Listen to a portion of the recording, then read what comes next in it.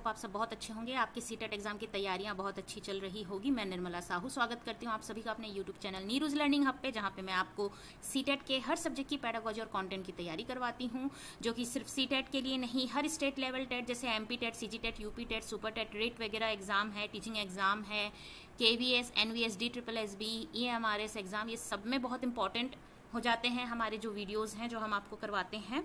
तो चलिए आज हम देखते हैं सीटेट जो है उसका सीडीपी, ठीक है, पेपर 1, उसके कुछ प्रीवियस ईयर के क्वेश्चन आज हम देखेंगे। 15 क्वेश्चन हम देखेंगे। आप सभी को पता है प्रीवियस ईयर का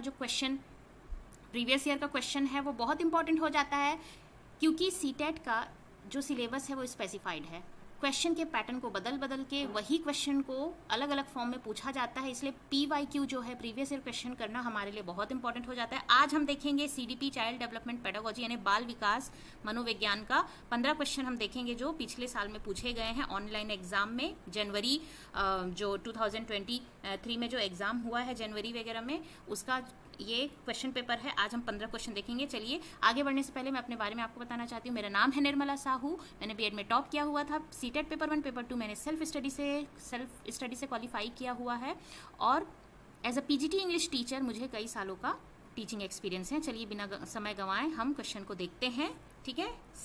सीडीपी का है ये, बाल विकास मनोविज्ञान। पहला क्वेश्चन हम देखते हैं, the progression of development of children in primary year is from. बच्चों के प्राथमिक वर्षों में विकास का क्रम, तो आपका आंसर हो जाएगा सिंपल टू कॉम्प्लेक्स। आपको पता है कि जब प्राइमरी ईयर्स में, मतलब साल के शुरुआती तौर पे जब बच्चे बड़े होते हैं, उनका जो डेवलपमेंट का प्रोग्रेशन जो होता है, प्रक्रिया होती है डेवलपमेंट की, वो सिंपल से कॉम्प्लेक्स होती है, ठीक है। आपका फर्स्ट आंसर सही हो जाएगा, सरल से जटिल की तरफ होता है। नेक्स्ट क्वेश्चन देख लेते हैं, which of the following is a sensitive period for language development. भाषा के विकास के लिए संवेदनशील काल कौन सा है ना। जब बच्चे लैंग्वेज सीखना शुरू करते हैं तो सबसे संवेदनशील, जहाँ पर बच्चे बहुत ही ज़्यादा सेंसिटिव होते हैं, बहुत ज़्यादा सीख पाते हैं, एडॉप्टेबल होते हैं, अपने आप को बहुत अच्छे से एडॉप्ट कर लेते हैं आसपास के वातावरण से, और बहुत तेज़ी से सीखते हैं। चाहे कुछ भी सिखाएं, अच्छा सिखाएं, बुरा सिखाएं, वो हर भाषा को क्या कर लेते हैं, बहुत तेजी से सीख लेते हैं। वो है आपका अर्ली चाइल्डहुड यानी कि आरंभिक बाल्यावस्था। नेक्स्ट क्वेश्चन देखते हैं, The process by which children learn their societal role is referred to as। वह प्रक्रिया जिसमें बच्चे समाज में अपनी भूमिका को सीखते हैं वह क्या कहलाती है? सोशलाइजेशन, समाजीकरण है ना। समाजीकरण के माध्यम से जो समाज के जो नियम होते हैं, समाज में चीजें होती है, भूमिका होती है, उसे वो सीखते हैं। तो आपका फर्स्ट आंसर सही हो जाएगा, समाजीकरण। At which stage of cognitive development do children begin imitation and achieve permanence?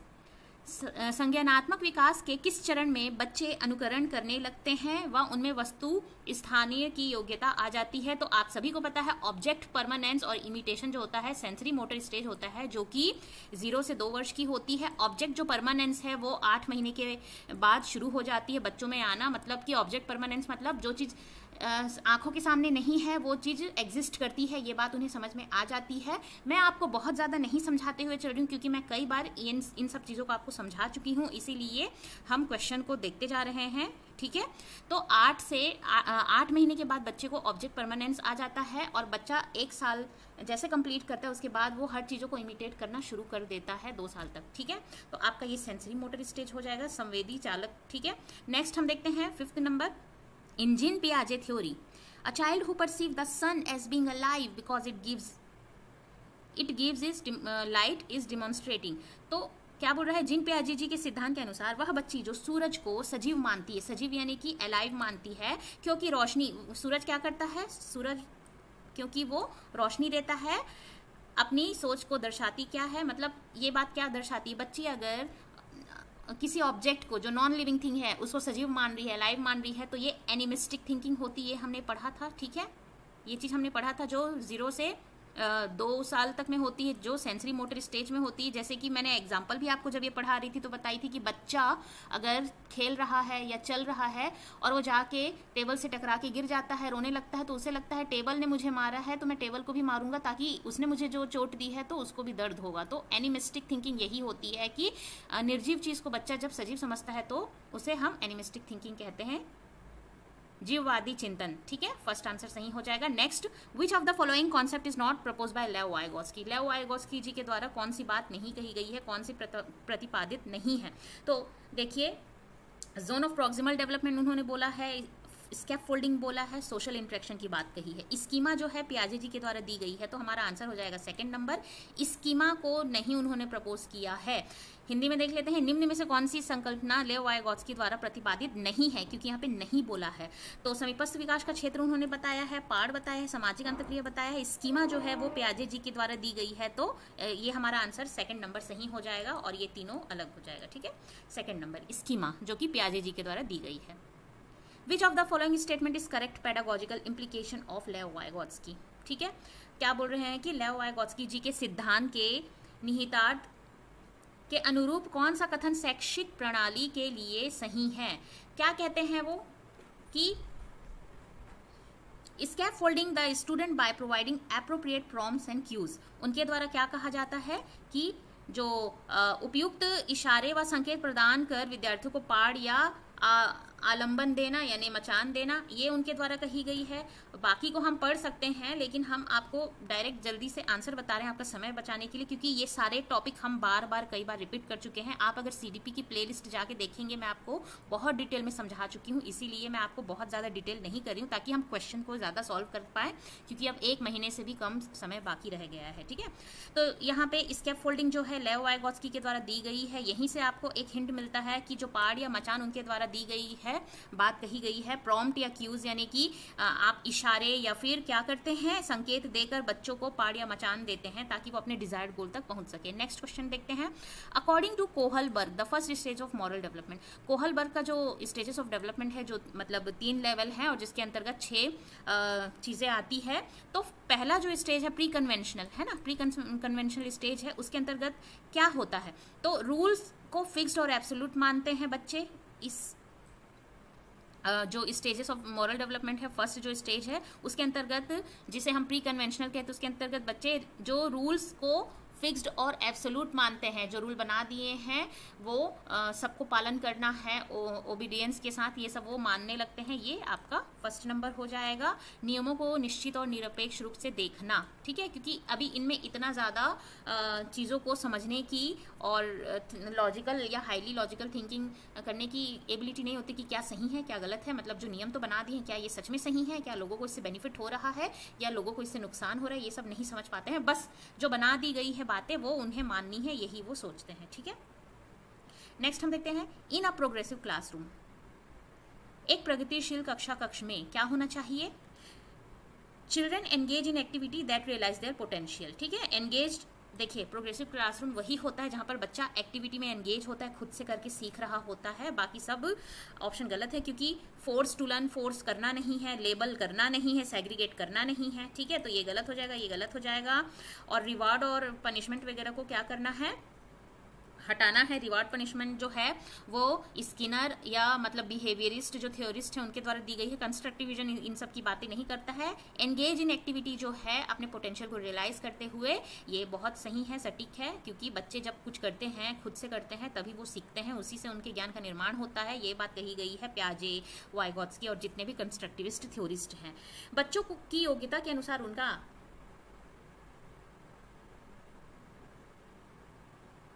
ये बच्चे उन गतिविधियों में संलग्न होते हैं जिससे वह अपनी क्षमताओं को पा लेते हैं। सेकंड नंबर, ठीक है,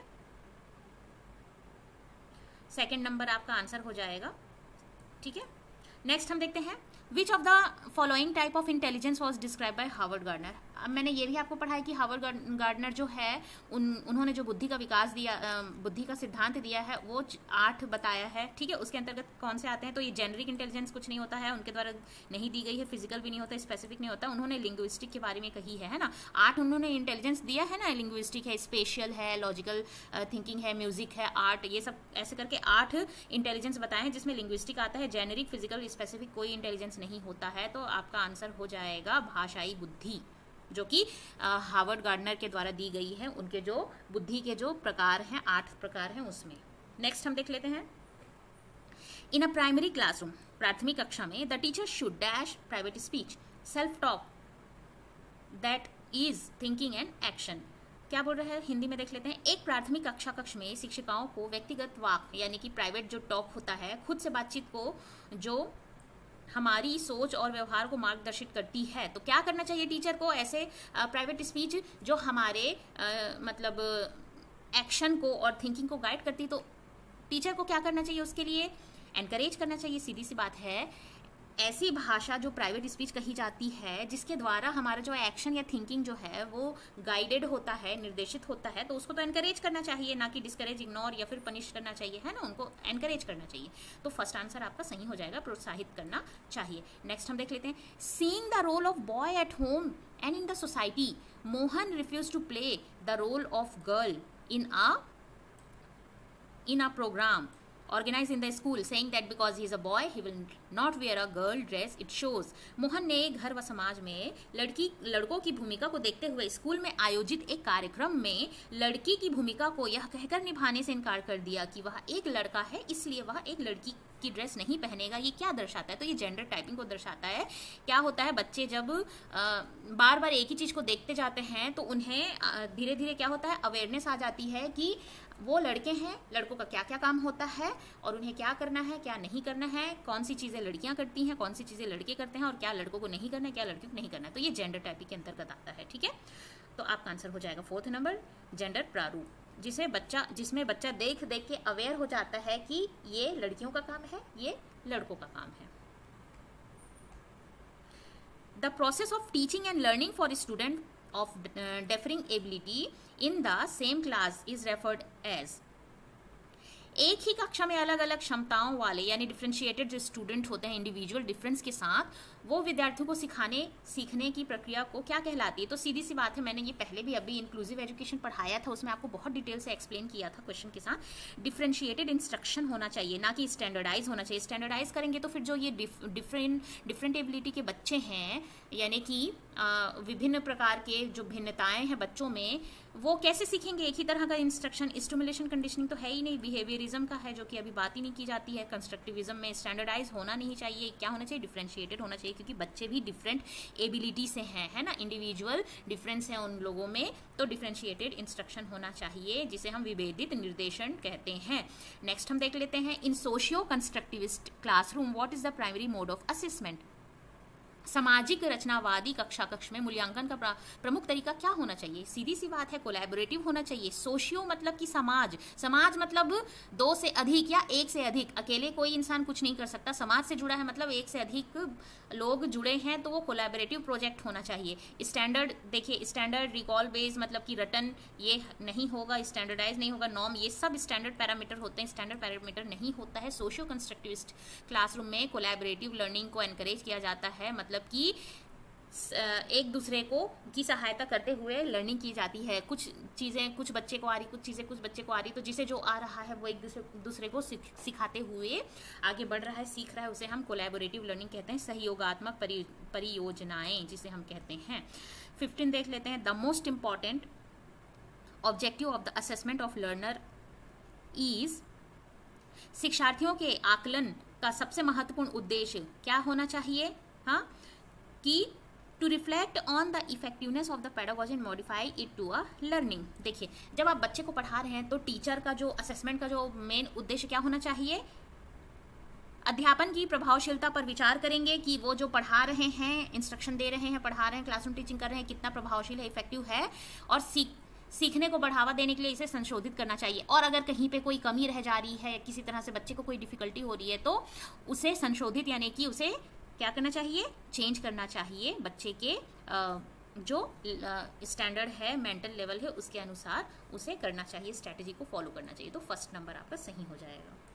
नेक्स्ट देखते हैं, प्रोवाइडिंग चॉइस एंड ऑप्शन, है ना, to student from range of activity and experience based on interest, need, diversity of learner background, follow the principle of. विद्यार्थियों को उनकी अभिरुचि, जरूरत व परिवेश की विभिन्नताओं को को ध्यान में रखकर उन्हें विविध प्रकार की गतिविधियों व अनुभवों के विकल्प देना किस सिद्धांत का पालन करता है? इंक्लूजन का। अभी जस्ट हमने एक क्वेश्चन किए थे, है ना, इससे पहले।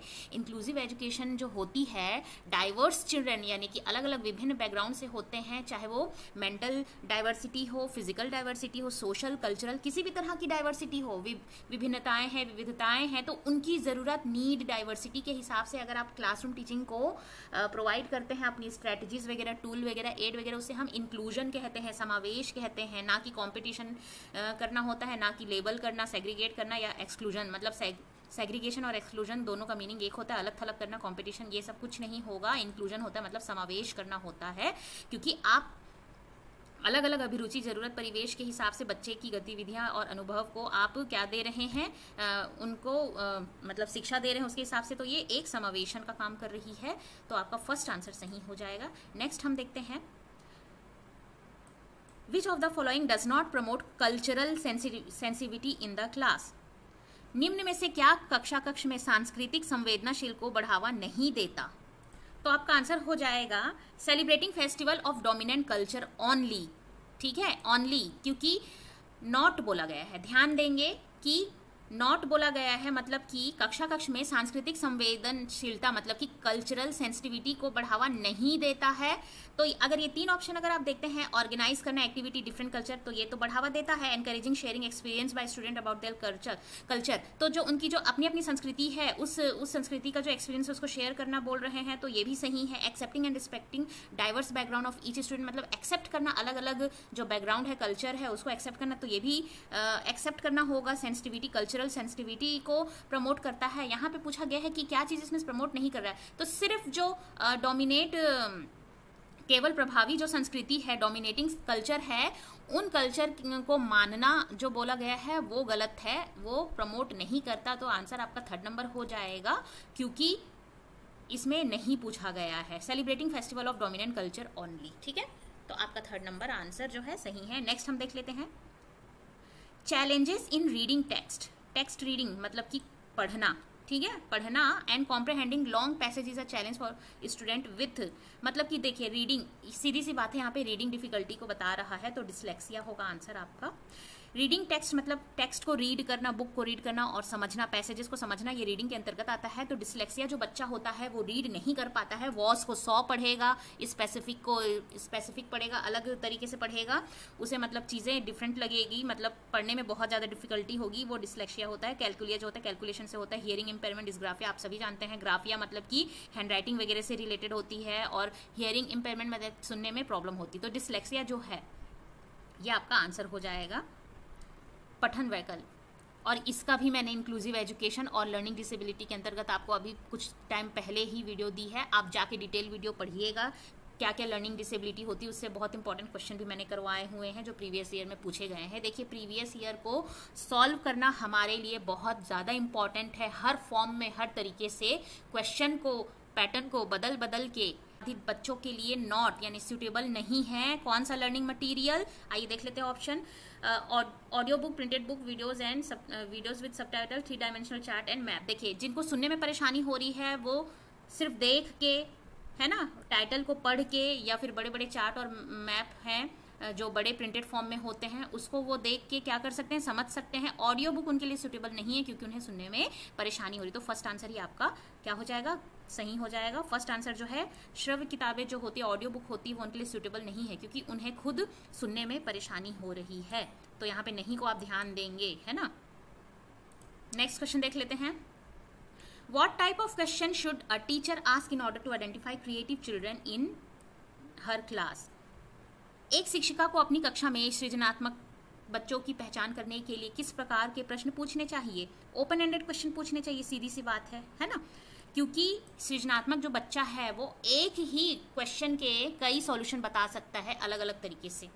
तो फिल इन द ब्लैंक्स है तो वो क्या होगा, क्लोज एंडेड होगा। मल्टीपल चॉइस क्वेश्चन भी क्लोज एंडेड होता है। Question with right and wrong ये भी क्लोज एंडेड होता है, मतलब जो भी आंसर सिर्फ एक सटीक बता रहे हैं वो क्लोज एंडेड है, उसमें उसे सोचने की जरूरत नहीं है, येस और नो या फिर कोई एक आंसर फैक्चुअल आंसर ये। तो ओपन एंडेड क्वेश्चन अगर पूछेंगे, मतलब कि अगर कोई क्वेश्चन पूछा जाए और उसके बहुत सारे ऑप्शन या आंसर होंगे, तो वैसे में बच्चा बहुत सारे ऑप्शन सोचने में समर्थ होगा और वो अपने बहुत सारे अलग अलग आइडिया रख सकता है, बहुत सारे ऑप्शंस बता सकता है। तो ओपन एंडेड क्वेश्चन उनके लिए बहुत सही होता है।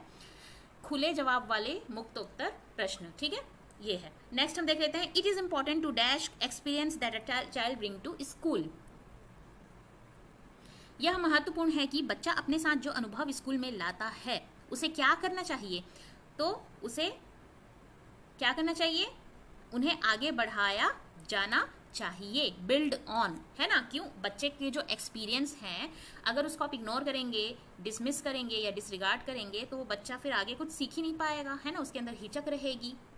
तो उसे हमें क्या करना चाहिए, एनकरेज करना चाहिए, उन्हें आगे बढ़ाना जाना चाहिए। नेक्स्ट हम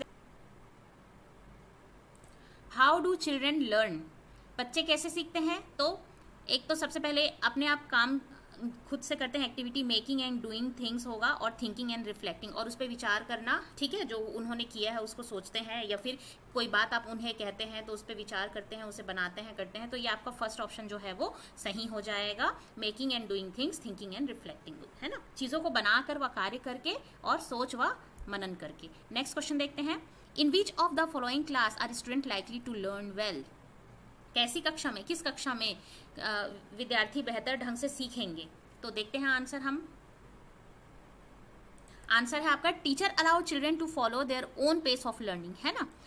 जब शिक्षक बच्चे को उनकी गति के अनुसार सीखने की अनुमति देते हैं तब बच्चे बेहतर ढंग से सीख पाते हैं, ना कि एक अपना स्टैंडर्ड करिकुलम को फॉलो करने बोलते हैं या फिर पैसिव रिसेप्शन को शामिल करते हैं, या फिर क्या बोलते हैं जो हाई आईक्यू बच्चे हैं उन्हीं को ही पूछना, उनको ही सिखाना, इससे भी लर्निंग नहीं होती है।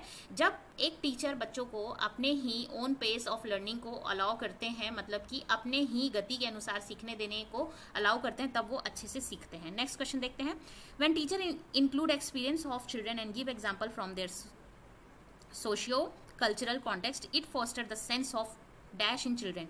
जब शिक्षक बच्चों के अनुभव को कक्षा में शामिल करते हुए उनके सामाजिक सांस्कृतिक संदर्भ से उदाहरण देता है तब वह बच्चों में किस भावना को प्रोत्साहित करते हैं, बिलोंगिंगनेस, है ना।